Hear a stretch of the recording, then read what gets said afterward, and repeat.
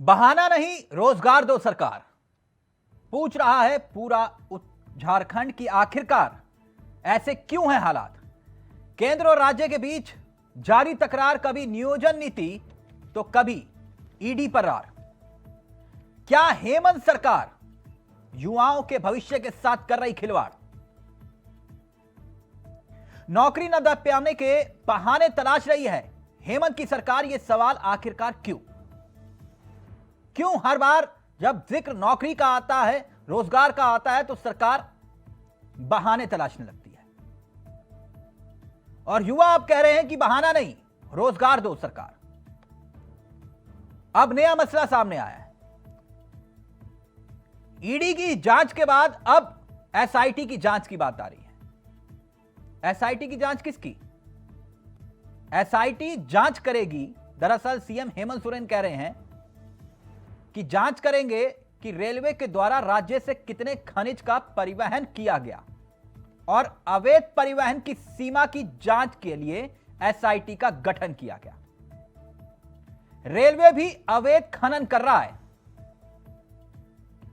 यानी कि आप अगर ईडी की जांच की बात करोगे तो हेमंत सरकार एसआईटी की बात करेगी।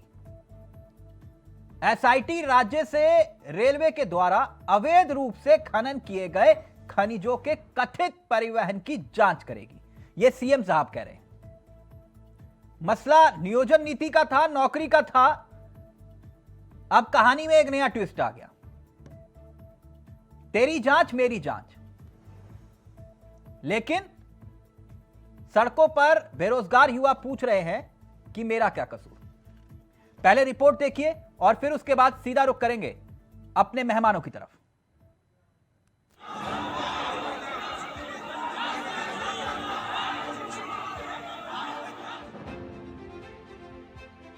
झारखंड के युवा सड़कों पर उतर हेमंत की सरकार से रोजगार मांग रहे हैं, मगर सरकार है कि बहाने पर बहाने तलाश रही है। कभी जांच का बहाना, कभी नीति पर बहाना, और बहानों की बयार के बीच केंद्र पर निशाना। अब तो नौबत यहां तक आ गई कि खुद की सरकार पर जब ईडी की जांच की आंच पहुंची तो सदन में खड़े होकर ऐलान और आह्वान कर दिया कि उनकी सरकार भी रेलवे के खिलाफ एसआईटी जांच करवाएगी। जी, ये आरोप है कि रेलवे भी अवैध खनन करा रहा है, और आरोप कोई और नहीं बल्कि सूबे के मुखिया हेमंत सोरेन लगा रहे हैं। आज इनकी राजनीति सिर्फ ईडी, सीबीआई और सरकारी एजेंसियों के दरवाजे पर जाकर टिकी है।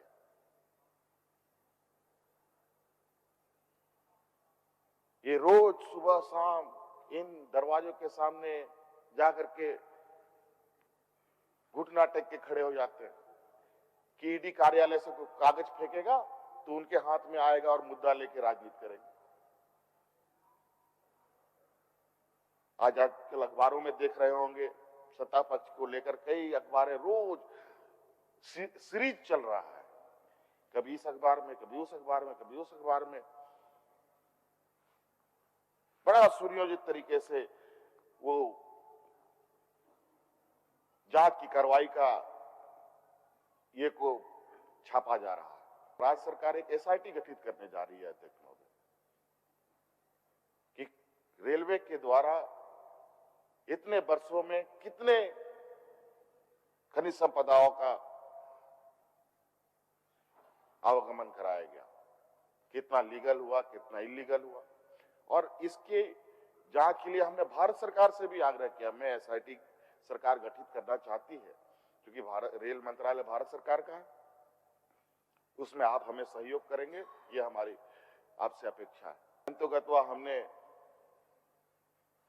ये फैसला लिया कि अब हम ही लोगों को कुछ कदम उठाना पड़ेगा। बात यहां तक होती तो ठीक था, मगर सियासी शोर में गुम युवाओं के रोजगार के सवाल से घिरी हेमंत की सरकार युवाओं को नौकरी ना देने की विफलता का बहाना तलाश रही है।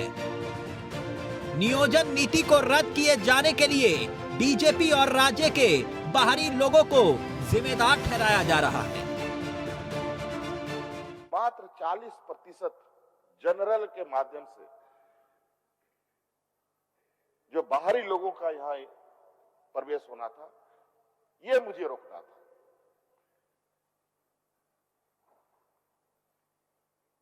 मेरी मंशा पर कोई शक नहीं कर सकता। देखो, आज अगर आदिवासी का ही सिर्फ मुझे सोच रखना होता तो मुझे कोई दिक्कत नहीं था। दलितों के बारे में सिर्फ सोच रखनी थी तो कोई दिक्कत नहीं था। पिछड़ों की बात होती तो कोई दिक्कत नहीं था। ओबीसी की बात होती तो कोई दिक्कत नहीं था। लेकिन इस राज्य के हर जानमानस की हितों की रक्षा हो, वो हमारा प्रयास था। लेकिन उन्होंने उसको भी विफल कर दिया। जो हम लोगों के नियोजन नीति को इन लोगों ने चुनौती दिया था, उसमें एक भारतीय जनता पार्टी का वरिष्ठ नेता, क्या हांसदा रमेश हांसदा, पूछ लिया जाए इन लोगों से। भारतीय जनता पार्टी का वरिष्ठ नेता और बाकी 20 लोग यूपी बिहार के, और इन लोगों ने प्रेस कॉन्फ्रेंस किया है इसी मुद्दे पर कि सत्ता पक्ष ने ही कोर्ट में इसको चैलेंज करके हरवाने का काम किया। इधर नौकरी और नियोजन नीति को लेकर सवालों से घिरी सरकार वैसे ही बीजेपी के निशाने पर है। वहीं रांची पहुंचे केंद्रीय मंत्री अर्जुन मुंडा ने भी हेमंत सरकार की नियोजन नीति की नीयत पर सवाल उठा दिया। के समेत शिखर को लेकर के मैं आपको यह स्पष्ट कर दूं कि इसके पहले ही जब हमारी सरकार राज्य में थी तो मैंने उसे होली सिटी डिक्लेयर किया था, पवित्र स्थल के रूप में उसे विकसित किया गया। और जो रिलीजियस टूरिस्ट है देश और दुनिया वहाँ अधिक से अधिक आए और उस तरीके से पर्यावरण का संरक्षण भी हो, पर्यटन का विकास हो। लेकिन बाद में ओनली टूरिस्ट स्पॉट यानी इस तरीके से इस सरकार ने घोषणा किया जिसकी मंशा ये है कि वहाँ के भावनाओं को ध्यान में नहीं रखा। सवाल ये कि राजनीतिक आरोप प्रत्यारोप से युवाओं को रोजगार मिल जाएगा। सवाल ये भी कि क्या आरोपों के सहारे सियासी तीर चलाने से 5 लाख रोजगार का वादा पूरा हो जाएगा। सवाल ये कि आखिरकार बहाना नहीं, रोजगार कब देगी सरकार, ये बताएं। Rakesh Kumar, India voice, Ranchi.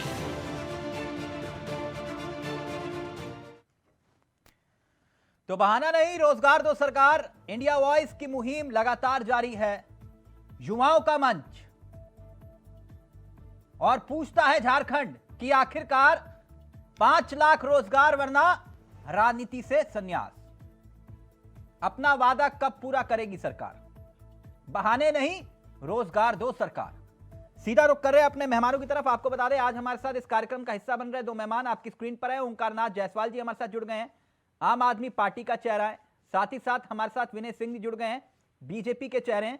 कुछ ही देर में हमारे साथ कांग्रेस के चेहरे भी इस कार्यक्रम का हिस्सा होंगे। लेकिन सबसे पहले विनय जी और ओंकार नाथ जी, आप दोनों का बहुत बहुत स्वागत है। कैसे हैं विनय जी आप? जी सब आनंद है तिलक भाई। विनय जी, आप लोगों की वजह से नियोजन नीति कोर्ट में रद्द हुई और आप लोगों की वजह से युवा सड़कों पर है, रोजगार नहीं मिल पा रहा, यह आरोप मुख्यमंत्री लगा रहे हैं। देखिए, मुख्यमंत्री मेरी जानकारी में पढ़े लिखे इंसान है। अगर कोर्ट से रद्द होता है तो उसका कारण भारतीय जनता पार्टी नहीं। अगर कोर्ट से रद्द होता है तो संविधान के वो कानून नियम कानून जो संविधान देता है उस हिसाब से अगर कोई विषय असंवैधानिक है, और सब लोग जानते थे, मुख्यमंत्री भी जानते हैं और आप और हम भी जानते हैं। वो कह रहे हैं याचिका आप ही ने दिलवाई, ये संविधान के दायरे के बाहर था, असंवैधानिक था और कोर्ट ने इसको टर्न डाउन किया। तो अब रोना रोने से तो होगा नहीं। दूसरी बात देखिए कि आप ठीक है, एक फॉल्ट लाइन है, भ्रंश रेखा है, आप भीतरी बाहरी कह के लोगों को लड़ा भिड़ा लीजिएगा। लेकिन हकीकत ये है कि आपके ऊपर कोई ऐसा आरोप है नहीं जो बाकी रह गया। आप मतलब खुलेआम अगर कोई झारखंड रह रहा है और वो देखे तो चोरी हो रहा है अगर इन संपदाओं का, तो सड़क पे हो रहा है, लोग नहीं विनय जी, वो ये कह रहे हैं जो याचिका दाखिल हुई वो बीजेपी ने ही दाखिल की थी। नियोजन नीति रद्द करने की याचिका बीजेपी ने दाखिल की। हाँ, आप ही के नेता थे वो, और जो दूसरे थे वो बाहरी थे। 10 करोड़ लोगों की पार्टी है ये, 10 करोड़ मेंबर्स हैं। लेकिन कुल मिला जुला करके मामला ये था कि नियोजन नीति का कोई विरोध नहीं कर रहा है। नियोजन नीति संवैधानिक दायरे में हो तो उसका स्वागत है। आपका नियोजन नीति लाने की मंशा नियोजन नीति नहीं लाने की थी। आपका नियोजन नीति, स्थानीय नियोजन नीति लाने का मंशा लोगों को लड़ाने भिड़ाने का था। आप बार बार ये जो भाषा बोल रही है, मुख्यमंत्री की भाषा है क्या? यूपी वाले, बिहार वाले, अरे जो लोग लूट रहे हैं, जिनको ईडी और सीबीआई गिरफ्तार कर रही है, उसमें से कितने यूपी बिहार वाले हैं? सलाहकार सब आपके यूपी बिहार वाले हैं, आसपास सारे यूपी बिहार वाले हैं, और मंच पे भाषा आपकी कुछ और है, बंद कमरे में भाषा कुछ और है। मंच पे देवी देवताओं का अपमान करते हैं, हिंदू देवी देवताओं का, खुद व्यक्तिगत जीवन में आप पूजा पाठ करते हैं। मैं ये कहता हूँ कि आप राजनीतिक सामाजिक जीवन में है, एक सामने होना चाहिए। आप जो बाहर हैं वही अंदर भी होना चाहिए। ये बाहर कुछ और अंदर कुछ और तो ये चलेगा नहीं भाई साहब। और इसमें एक्सपोज हो गए हैं मुख्यमंत्री। निश्चित रूप से जो उन पे आरोप लगे हैं वो गंभीर प्रकृति के हैं, और वह ध्यान डाइवर्ट करने के लिए इन सारे विषयों को, जिनका कोई सारोकार नहीं है। नहीं विनय जी मसला ये है ना कि राजनीति की चक्की में तो युवा पिस रहा है ना विनय जी। अत्याचार हो रहे हैं, उनकी हत्याएं हो रही हैं। विनय जी राजनीति की चक्की में तो युवा ही पिस रहा है ना, जो सड़कों पर उतरा हुआ है। युवा ही नहीं तिलक जी, स्थानीय पिस रहे हैं। मैं तो कह रहा हूँ, जिन बच्चियों का लगातार हत्या हो रही है, जिन बच्चियों का बलात्कार हुआ है, जिन बच्चियों को मार करके सड़क पर फेंक दिया गया है, और राजनेताओं के मुंह से, जो सत्ताधीश है वहां, उनके मुंह से निकल नहीं रहा है, उनको दिख नहीं रहा क्या कि आदिवासियों की बच्चियां हैं? वहां आपकी स्थानीयता कहाँ चली जाती है? जो लूटपाट हो रहा है, जो झारखंड की संपदा लूटी जा रही है, वह स्थानीय संपदा नहीं है क्या? ये जो लूटने वाले हैं आपके आसपास के लोग, कोई श्रीवास्तव है, कोई केजरीवाल है, कोई अग्रवाल है, ये लोग क्या झारखंड के स्थानीय हैं? तो जब लूटपाट हो, आपके साथ मिल करके झारखंड लूटे तो वहां चलेगा यूपी बिहार वाला और कलकत्ता वाला। लेकिन जब बात विकास की हो तो आप ध्यान डाइवर्ट करने के लिए संस्थाओं पर हमला बोलते हैं। और मैं तो कहता हूं ये भाजपा पे आरोप नहीं है, ये आरोप तो देश की जुडिशियरी पे है कि भाजपा ने जुडिशियरी पे दबाव बनाया है कि स्थानीय नीति रद्द कर दो। मैं तो कहता हूं कि ये देश की न्यायपालिका को चुनौती दे रहे हैं आप। और आप और हम कभी इतने बड़े नहीं हो सकते कि हम देश के संविधान को चुनौती दे दें, ओंकार नाथ जी, चुनौती दे दें। ओंकार नाथ जी, पार्टी के नाते एक दूसरे को जरूर देते रहते हैं। विनय जी आता हूं। ओंकार नाथ जी कैसे हैं आप? लॉ एंड ऑर्डर अपराधी बेलगाम है, नेचुरल अर्थ मिनरल्स का लूट। ठीक, विनय जी आ रहा हूं आपके पास। ओंकार नाथ जी, मेरा इरादा आपके पुराने जख्मों को कुरेदने का नहीं है, लेकिन मैं मानता हूं विचारधाराएं अलग अलग हो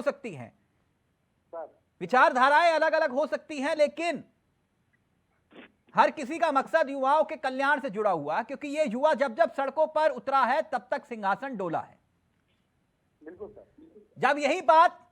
जब आप सत्ता पक्ष की पार्टी में थे तब मैं आपसे कहता था 5 लाख रोजगार, राजनीति से संन्यास, तब आप लोग गुस्सा हो जाते थे मुझसे, बोलते थे तिलक चावला चुप हो जाओ, मत दोहराओ।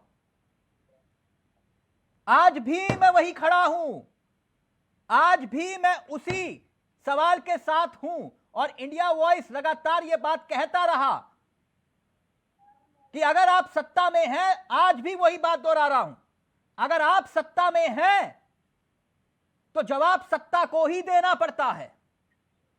सवालों से भागना समस्या का समाधान नहीं है। यही बात मैंने कांग्रेस और जेएमएम के नेताओं को यह बात कही, लेकिन गुस्सा हो गए ना जायसवाल जी। लेकिन आज भी मेरा वही सवाल है कि आज इस राजनीति की चक्की में क्या युवा पिस रहे हैं या फिर नहीं? जी, मैं स्पष्ट कर देना चाहता हूं कि सर यही कारण रहा कि हमने झारखंड मुक्ति मोर्चा से मैंने इस्तीफा दे दिया और मैंने आम आदमी पार्टी ज्वाइन किया। इसीलिए झूठ का जो बालू का भीत है वो ज्यादा दिन नहीं टिकता है, और झूठ बोलकर कितना भी झूठ बोला जाएगा, आश्वासन दिया जाएगा। तो मेरी अंतरात्मा आवाज थी कि नहीं, मैं यहाँ रहना उचित नहीं है, और मैं वहाँ मैं छोड़ दिया। और मैं स्पष्ट कर देना चाहता हूँ राष्ट्रीय जनता को, ये आपके चैनल के माध्यम से, कि इस राज्य में राज्य गठन के बाद भारतीय जनता पार्टी और गठबंधन की सरकार बराबर रही है, और इन लोग दोनों काम आपके खेल खेले हैं। आज विनय जी का मैं पूरा बात सुन रहा था, इनसे ये पूछा जाए कि श्रीमान आपका एक सरकार, आपकी सरकार रही और स्वराज गठन के बाद सबसे अधिक सरकारें रही तो आप ही की सरकार रही, लेकिन क्या दुर्दशा हुई, नियोजन नीति, स्थानीय नीति, इसी पर इन्होंने ठोस निर्णय, ठोस भी कार्रवाई, ठोस कोई भी कानून इन लोगों ने नहीं बना पाया। आप उनकी सरकार थी तो यही काम इन लोगों ने किया और इनकी सरकार आई तो यही काम किया। झामुमो की जब सरकार रही है तो पूरा के पूरा उनका समय यही में बर्बाद हो जाता है, स्थानीय नीति, बाहरी भीतरी, और इसमें भी वो स्पष्ट किसी तरह का कोई कानून या किसी तरह का कोई नियम बनाकर नहीं ला पाते हैं और इसी तरह उनका भी समय पार हो जाता है। पिछली सरकार थी रघुवर जी की, पूरा के पूरा गुरमाती करके इन्होंने भी रख दिया। तो राज गठन के बाद क्या मिला झारखंड के लोगों को? कुछ भी नहीं मिला। यहाँ के युवा, यहाँ के बेरोजगार, यहाँ के आदिवासी, दलित, पिछड़ा जो भी लोग हैं, विनय जी गलत तो नहीं कह रहे ओंकार नाथ जी? अभी तक विनय जी, ओंकार नाथ जी गलत तो नहीं कह रहे ना? आज नियोजन नीति को लेकर आप लोग आंसू बहा रहे हैं, लेकिन ये आंसू घड़ियाली हैं, वो ये समझा रहे हैं। नहीं, मैं तो ये कह रहा हूँ मामला नियोजन नीति का है ही नहीं। मामला तो नियोजन नीति के पीछे मंशा की है। नियोजन नीति आना क्यों चाहिए? क्यों? क्योंकि स्थानीय लोगों का विकास होना चाहिए, यही मंशा है ना। उस तो मंशा पे सवाल है। और दूसरा आप कह रहे हैं बढ़ाने के लिए है, केवल आप लोग बोलिए, कर नहीं सकते। जयसवाल भाई एक मिनट, सत्ता का तो पूरा लाभ लिए आप सबसे अधिक। अर्जुन मुंडा जी ने भी आगे ध्यान दिया, अर्जुन मुंडा जी ने सत्ता में रहे, कई बार मुख्यमंत्री रहे, क्या किया उन लोगों ने? आपकी आवाज मैं सुन नहीं पा रहा हूँ। हम लोग बारी बारी से बोलेंगे तो एक दूसरे को सुन पाएंगे, तीसरे लोग। चलिए बोलिए, मैं तो सुन ही रहा हूँ, हमारी आवाज तो सुनाई भी नहीं देगी आप लोगों को। अर्जुन मुंडा जी के मंत्रिमंडल के कितने लोग जेल गए? मधु कोड़ा जी अर्जुन मुंडा के मंत्रिमंडल वाले मुख्यमंत्री थे क्या? और मैं कह रहा हूँ अभी झारखंड की सड़कों पर उतरिए और लोगों से पूछिए। लोग बोल रहे हैं कि रघुवर दास की सरकार लाख गुना अच्छी सरकार थी, वहाँ कम से कम इस तरीके से लूटपाट नहीं था, अपराधी बेलगाम नहीं थे। वो ये कह रहे हैं नियोजन नीति को लेकर आपने क्या किया विनय जी? इस तरीके से क्या ओंकार जायसवाल जी का सवाल गलत है? वो ये कह रहे हैं कि आपकी सरकार रही, सबसे ज्यादा सत्ता में आप रहे, आपने क्या किया युवाओं के लिए और नियोजन नीति को लेकर, वो बता दीजिए। मैं तो ये कह रहा हूँ कि नियोजन नीति का मतलब विकास के लिए है। ये नहीं है कि ईडी हमको गिरफ्तार करने की हमारे ऊपर तलवार लटक रही है तो हम कोई ऐसा मुद्दा छेड़े जो कि संविधान के दायरे के बाहर था। जी जो आपका प्रपोजल था, नियोजन नीति का कोई विरोध नहीं कर रहा है। नियोजन नीति कोर्ट ने टर्न डाउन किया है तो इसलिए किया है क्योंकि जो भारतीय जो संविधान है उसने जो कानून बनाए हैं उस कानून के मुताबिक नहीं था और ये सरकार भी जान गई थी कि ये कोर्ट में टर्न डाउन होने वाला है। संजीत शाह भी मेरे साथ जुड़ गए हैं, छात्र हैं, लेकिन उससे पहले ओंकार जायसवाल जी रिएक्ट करना चाह रहे हैं। ओंकार जी जल्दी से आप, फिर उसके बाद संजीत जी आपको वक्त दूंगा। देखिए सर, मैं सीधी बात कर रहा हूँ, भारतीय जनता पार्टी के लोगों को तो शर्म आनी चाहिए। इस तरह का ये लोग भाषा बोलते हैं, पूरी राज्य की जनता सुन रही है और इस तरह का इन लोग कितना दिन ऐसा काम करेगा? राज्य की जनता समझ गई इनके बारे में। आज अर्जुन मुंडा जी बोल रहे हैं, सबसे ज्यादा सत्ता सुन रहे हैं। क्या किया इन लोगों ने छात्रों के लिए, नौजवानों के लिए? कुछ भी नहीं किया। अभी बहुत सफाई दे रहे हैं कि ईडी और फलान और दुकान, यही लोग है भानु प्रकाश साहिब ऐसे लोग को अपने विनय जी आप कुछ सुना रहे हैं? आप दिया जिन पर पूरा के पूरा लंबा आरोप है और उनको इन लोगों ने शामिल करा दिया। सरजू राय जी ने सही बात कर दिया तो उनको इन लोगों ने निकाल दिया पार्टी से। तो यही लोग हैं, तो इनको ये कहना नहीं है। ओंकार जी लाइव में कमेंट आया, बोले पार्टी तो बदल ली लेकिन विचारधारा वही लगती है, टोपी और झंडा ही बदला सिर्फ। नहीं, विचारधारा तो सुनिए, मैं तो कट्टर विचारधारा का आम जनता के लिए मैं काम करना चाहता हूँ और आम जनता के फेवर में, छात्रों के हित में, नौजवानों के हित में मैं लड़ाई लड़ना चाहता हूँ और स्पष्ट मैं बोलना चाहता हूँ। मैंने झारखंड मुक्ति मोर्चा में रहा, कभी मैंने स्पष्ट बात की, स्पष्ट बातें मैंने वहाँ भी जानकारियां दी, लेकिन वहाँ से रिप्लाई कुछ नहीं। संजीत शाह जी, और उल्टे बोला जाता था, समय मांगा जाता था। संजीत शाह जी, ये कहते कहते मैंने थक गया। संजीत शाह जी पार्टी से अवगत करा के भावना से मैंने त्याग पत्र दिया। ओके ओंकार नाथ जी, ओके। सत्ता में रहकर त्याग पत्र देना बहुत बड़ा, जिनके पास कलेजा होता है वही देते हैं सर। नहीं ठीक है, मैं सम्मान करता हूं आपका। आप ये कह रहे कि मेरी अंतरात्मा ने आवाज दी कि ये युवाओं के साथ धोखा कर रहे हैं, मैंने इसलिए जेएमएम से संन्यास, मैंने इस्तीफा दे दिया। कलेजा भी है इसलिए भी दिया। एक मिनट संजीत शाह जी, जो बात मुख्यमंत्री जी सदन के भीतर कह रहे हैं, क्या आप उससे इत्तेफाक रखते हैं? ये तो मसला ईडी, एसआईटी, मतलब मसला 5 लाख रोजगार का था, राजनीति से संन्यास का था, इसमें ये ईडी और ये जांच एजेंसियां कहां से आ गई? क्या बहाने तलाश रहे मुख्यमंत्री? बिल्कुल सर, जब से ये जेएमएम और कांग्रेस की जो गठबंधन है, जब से सरकार में आई है, हम छात्रों को जो प्रताड़ना दिया जा रहा है इनके द्वारा, जो छात्र शोषित हो रहे हैं, पढ़े लिखे नौजवान जो सड़कों पर घूम रहे हैं, इनके बारे में इनकी कोई चिंता नहीं है। मैं आपको बता दूं, मैं ज्यादा नहीं बोलूंगा सर, मेन पॉइंट पे मैं बात करता हूँ नियोजन नीति को लेके।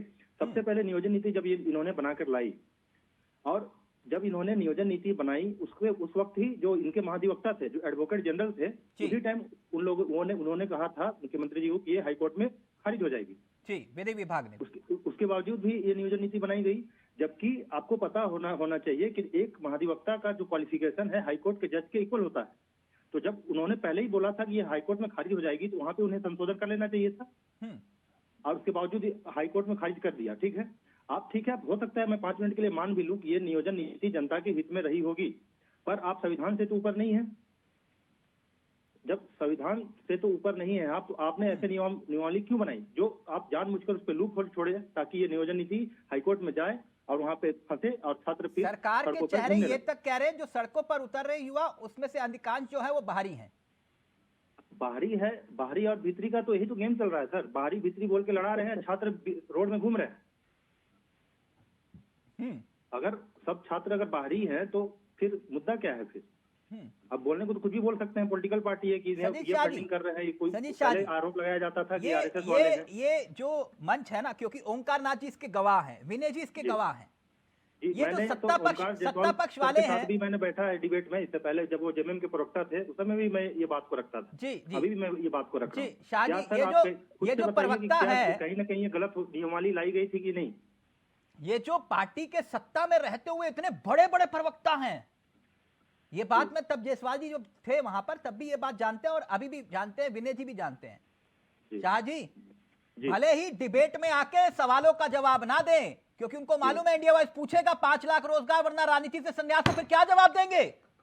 इनके पास जवाब डिबेट से भाग, इससे अच्छा ये डिबेट में जाओ ही मत, इंडिया वाइज के सवालों का जवाब मत दो। लेकिन हाँ शाह जी रोज बैठ के देखते हैं, बिल्कुल है ना, क्या हो रहा है क्या नहीं हो रहा है, कैसे क्या करना है, सारा चीज चलता है इनका, बस हमारे ऊपर इनका ध्यान नहीं है। छात्र है अभी देख रहे हैं, नहीं लेके रखे हुए अभी हैं, भी छात्र को इन्होंने हल्के में लिया है। माननीय बड़े बड़े प्रवक्ता जो चैनल में डिबेट में बैठने से भाग जाते हैं, वो बैठकर देख रहे हैं, मुझे पूरा यकीन है जी, है ना जायसवाल जी? देखते हैं ना, देखते हैं ना। हाँ, तो इस बात के लिए निश्चिंत रहिए, सवालों से भागना समस्या का समाधान नहीं है। ये तब भी मैं कहता था, आज भी कहता हूं, आगे भी कह रहा हूं, मुद्दा तो जस का तस है। लेकिन एक बात फिर मैं विनय जी के पास जा रहा हूं, लेकिन ओंकार जी कह रहे हैं कि भाई ये बीजेपी भी घड़ियाली आंसू बहा रही है, इन्होंने भी कुछ नहीं किया था, सत्ता में तो ये भी रहे, क्या किया नियोजन नीति को लेकर? संजीत जी इत्तेफाक रखते हैं आप? अगर इस सरकार से अगर कंपेयर करें तो बीजेपी इस सरकार से तो बहुत अच्छी थी, अगर मेरा मानना है तो। अगर मेरा कहना यह है, अगर नियोजन नीति अगर लाई गई होती, 10-12 था, ठीक था, लेकिन जनरल वर्क को अगर एक कट ऑफ डेट दे दिया गया होता, जैसे रघुवर दास जी ने 1985 लाया था, तो ठीक है, वो आप 1985 नहीं रखते, 1978 रख देते, 1964 रख लेते, एटलीस्ट कुछ एक कट ऑफ मार्क्स रखते, तो ये नियोजन नीति जो नियमावली आपने बनाई थी वो कोर्ट में नहीं फंसती। बस आपने इस एक अगेंस्ट में, इस ईगो में लेके जबरदस्ती ये जो नियमावली है आपने लाया, और ये लास्ट में हाईकोर्ट में खर्च किया गया, इसका नुकसान भुगत रहा है छात्र। क्या इस मामले को अब सरकार लंबा खींचना चाह रही है? ओंकार नाथ जी पहले आप, फिर उसके बाद विनय जी आप। क्या जानबूझ के लंबा खींचना चाह रही है सरकार कि अब कोई रास्ता नहीं बचा तो विक्टिम कार्ड खेलो, इससे ज्यादा कुछ नहीं? देखिए सर, ऐसा है ना कि सरकार हो या आपकी सरकार, इनकी इच्छा शक्ति की कमी है। दूसरी बात है कि कोई भी काम करने के पहले उसकी रूपरेखा और उसके निगेटिव मार्केट पहले देखे जाते हैं। और पता नहीं सरकार कौन चला रहा है, इस सरकार को भी कौन चलाएगा, इस सरकार को भी कौन चला रहा है, वही अधिकारी है जो अधिकारी रघुवर जी के समय में थे, वही अधिकारी अभी भी है। तो कैसे विनय जी जवाब दीजिए, बात तो सही कह रहे हैं, कह रहे हैं अधिकारी तो वही है, मंशा भी वही है इनकी, लटकाओ भटकाओ और अटकाओ, युवाओं को अटकाओ लटकाओ और भटकाओ। आप जवाब ले लीजिए ओंकार नाथ जी, 1 मिनट, विनय जी जवाब दे रहे हैं। मैं ये पूछ रहा हूँ, एक मिनट भाई, आपकी आवाज गूंज रही है जायसवाल साहब। करना चाहता हूँ सर, आ रहा हूं मैं ओंकार नाथ जी आपके पास, 1 मिनट रुक जाइए ना। युवाओं को लटकाओ, युवाओं को भटकाओ और रोड में भटकाओ, ताकि अगर बेरोजगार युवा रहेगा तभी तो सड़क पे घूमेगा, झंडा ढोएगा। विनय जी को जवाब दे दीजिए ना, 1 मिनट, 1 मिनट रुपए में रैली में। संजीत जी 1 मिनट जवाब दे दीजिए विनय जी। मैं तो तिलक भाई ये मेरा ये मानना है, देखिए ये जो स्थानीय नीति का मामला है ना, ये कोई जनता के प्रति या स्थानीय लोगों के प्रति प्रेम है इसलिए नहीं आ रहा है। मैं तो इसमें आंतरिक सुरक्षा के भाव से देख रहा हूँ। निश्चित रूप से मुख्यमंत्री की मंशा ये है कि स्थानीय नीति के बहाने भीतरी और बाहरी लोग सड़क पर आए, एक दूसरे का खून बहे, कुछ लोग मर जाएं, और ताकि उस आड़ में हम ये बच जाएं कि देखो भाई ईडी और सीबीआई ने इस स्टेट को डिस्टर्ब कर डाला। ये उनकी मंशा ये है। दूसरा मैं ये बोलता हूँ कि आपके एक से एक हीरे हैं, अरविंद के ये क्या नाम है, अमित अग्रवाल हैं, प्रेम प्रकाश हैं, फला ढिका तिकना, जितने लोग हैं साहब, ये जितने लोग हैं कोई झारखंडी नहीं है। ये जो आपके जो मिश्रा है, पंकज मिश्रा है, ये भी बिहार के रहने वाले हैं। तो जब लूटने की बात हो तो उसमें भेदभाव नहीं करते। जो लूट करके आपको दे, मैं तो बोल रहा हूँ कि इतने जिलों में इतने अधिकारी पदस्थापित हैं जो लूट मचाए हुए हैं, आईएएस और आईपीएस अधिकारी, इनके महाधिवक्ता पर आरोप लगे। इनके महाधिवक्ता कहाँ के हैं, झारखंड के हैं कि बाहर के हैं? मैं ये बोल रहा हूँ ये बहुत खराब है। जब आप किसी प्रदेश के मुखिया होते हैं तो आपकी दृष्टि बराबर होनी चाहिए और ऐसी कोई भी बात नहीं करनी चाहिए जिससे राज्य की आंतरिक, लेकिन आपने और लॉ एंड ऑर्डर। विनय जी, आपने ईडी भेजी, उन्होंने एसआईटी तैयार कर ली है, पता है ना? नहीं, ईडी हमारा ईडी कैसे है? न्यायपालिका वो तो कह रहे कि आप ही का ईडी है। सीबीआई हमारी सीबीआई कैसे है? अच्छा। आप चोरी करेंगे तो अच्छा, एक बात आप समझिए, मैं बता रहा हूँ, ईडी हो या सीबीआई हो, लास्ट में कोर्ट होता है, न्यायपालिका होती है, ईडी कोर्ट होता है, सीबीआई कोर्ट होता है, जो कि कन्विक्शंस देता है, नहीं तो वो केसेस को टर्न डाउन करता है। मैक्सिमम केसेस हुए हैं। आप पाक साफ हैं तो निकल जाइएगा, आप उस पर बात नहीं करते। लेकिन मसला यही है ना कि पिस तो सजीद शाह जैसे युवा पिस रहे हैं। सवाल तो यही है ना कि कब तक, और वो सड़कों पर उतरे तो आप उन्हें कह दे कि बाहरी है। मैं बता रहा हूँ सर, जो जूनियर इंजीनियर की एग्जाम हुई थी एसएससी द्वारा, मैं दोबारा एग्जाम दे चुका हूँ। अब वो तीसरी बार हो सकता है तो एग्जाम देगा, छात्र करेगा तो क्या करेगा? बिल्कुल वैलिड। लेकिन ओंकार नाथ जी, अपने पुराने साथियों को बोल दीजिएगा 5 लाख रोजगार वरना राजनीति से संन्यास। सवाल तो पूछूंगा, डिबेट में बैठो ना बैठो, आओ, वेलकम है। जनता देख रही है कि आप सवालों से भागते हैं, सदन में विक्टिम कार्ड खेलते हैं और सड़कों पर बाहरी और स्थानीय का नाम लेकर युवाओं को भटकाते हैं, अटकाते हैं, लटकाते हैं। जनता सब देख रही है। आए डिबेट में सवालों का जवाब दे, कोई दिक्कत नहीं है, most welcome. Thank you so much, बहुत बहुत शुक्रिया ओंकार नाथ जी, आपका भी, विनय जी आपका भी, और शाह जी आपका भी बहुत बहुत शुक्रिया। सवाल वही, बहाना नहीं, रोजगार दो सरकार, पूछ रहे हैं झारखंड के युवा। नमस्कार, जय हिंद, जय भारत।